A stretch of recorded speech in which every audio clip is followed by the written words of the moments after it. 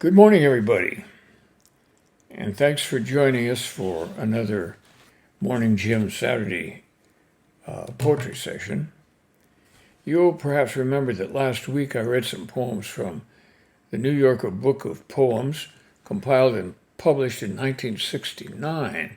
As far as I know, this is the last such compilation of poetry, 900 poems it was, done by the New Yorker. The organization of this book is interesting.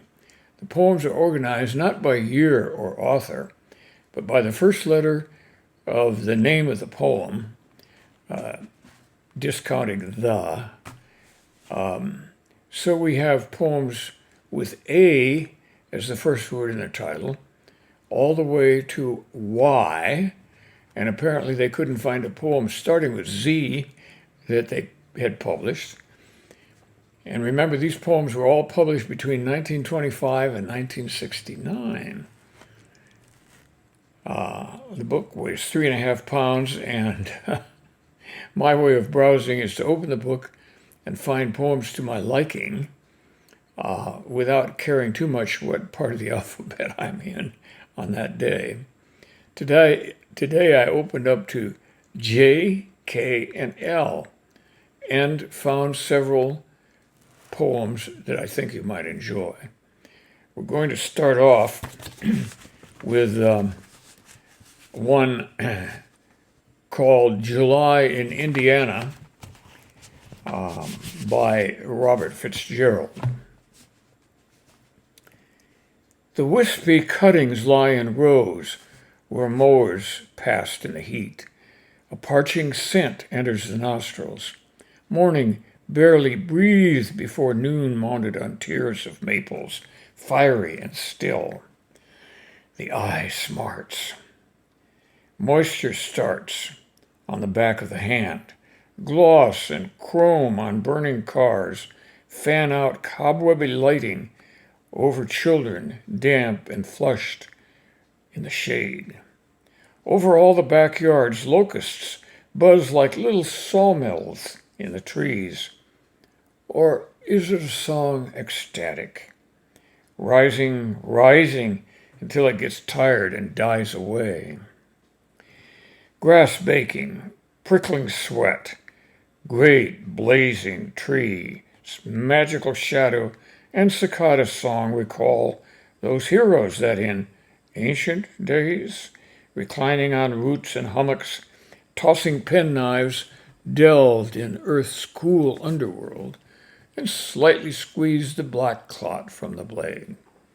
Evening came, will come, with lucid stillness, printed by the distinct cricket, and far off by the freight cars coupling clank.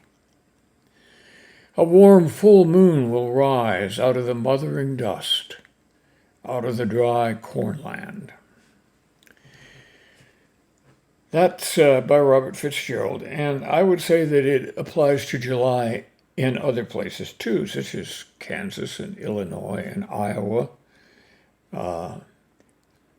And I've been in all of those places during the same time of the year that he speaks of. And yes, the sun is governing. By the way, in this poem, it talks about one thing that was a little confusing to me at first. Those heroes in ancient days reclining on roots and hummocks, tossing penknives. He's being ironic when he says ancient days.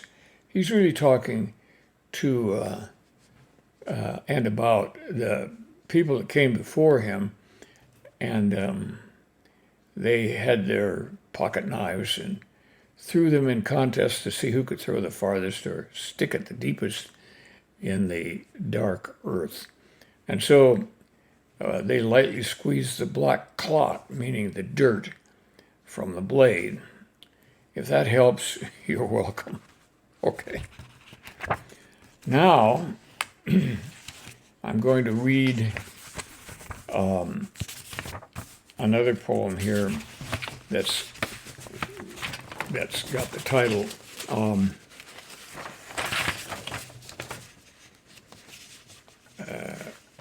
La Donna e Perpetuum mobile. La Donna e Perpetuum mobile. What in the world does that mean? It means the woman in perpetual motion. And here's this book. I showed it to you before. And I'm having a little trouble finding what I want to read because my bookmarks keep falling out on the floor. But we'll get there any time now.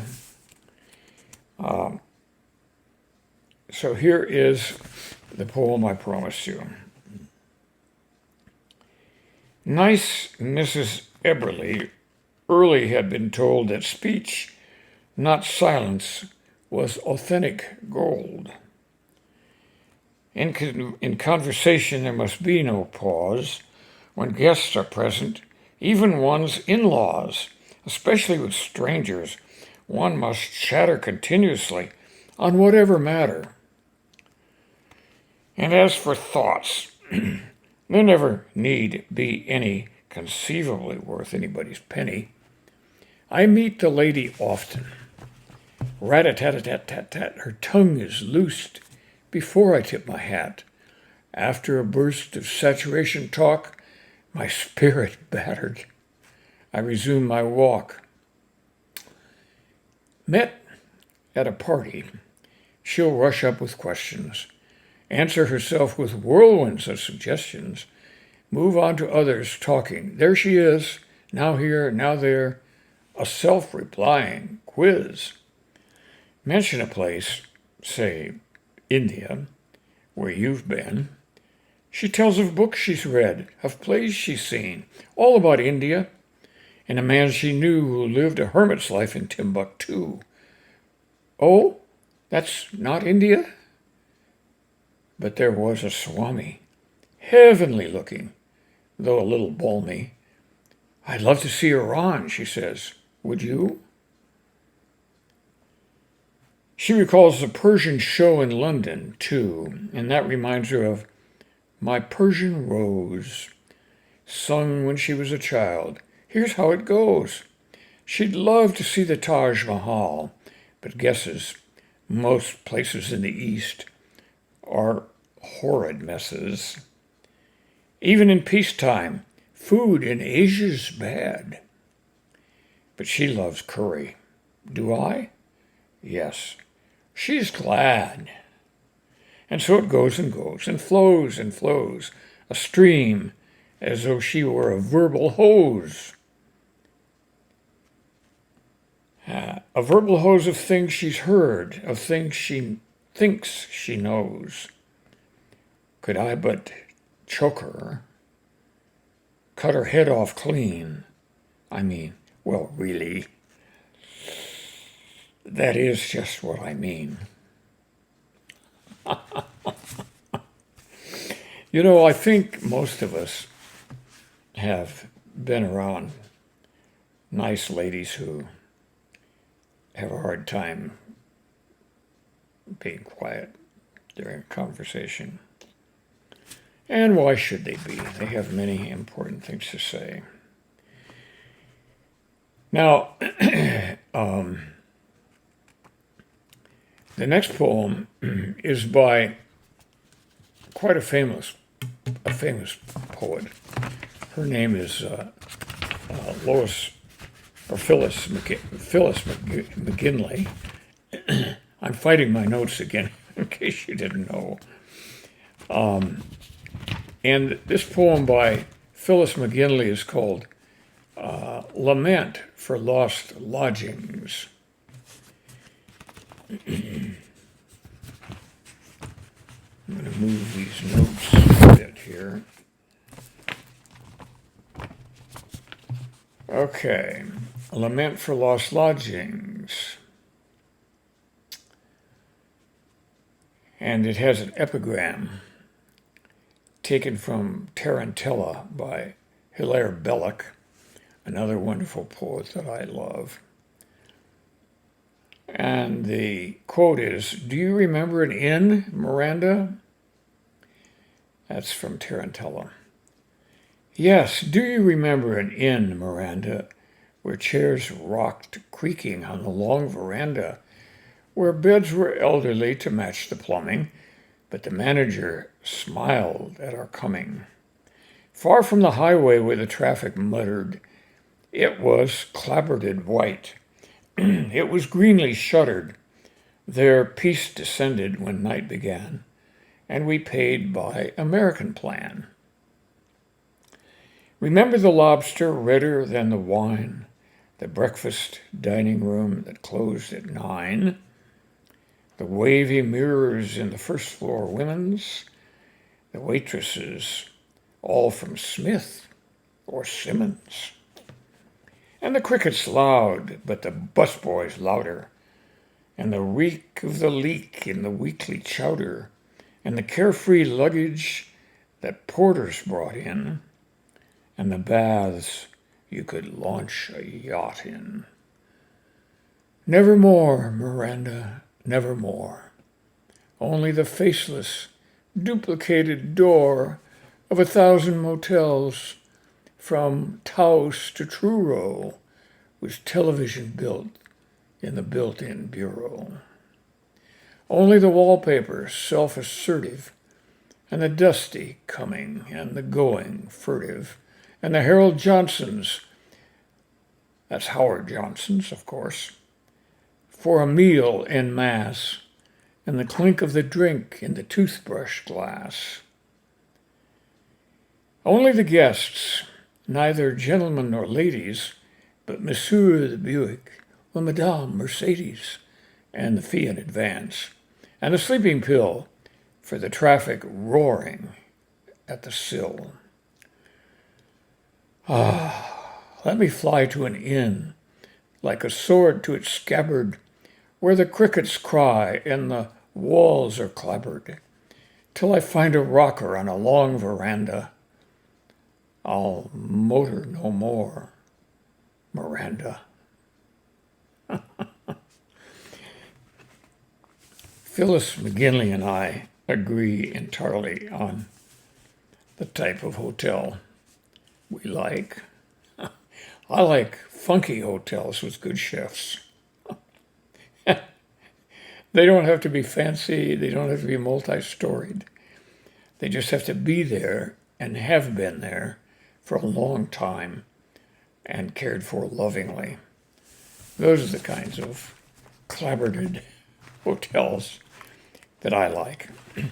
And I would have to say there's more of them now in Europe, or at least in England and Scotland, than there are in America. But if you go to Captain Lord's mansion on the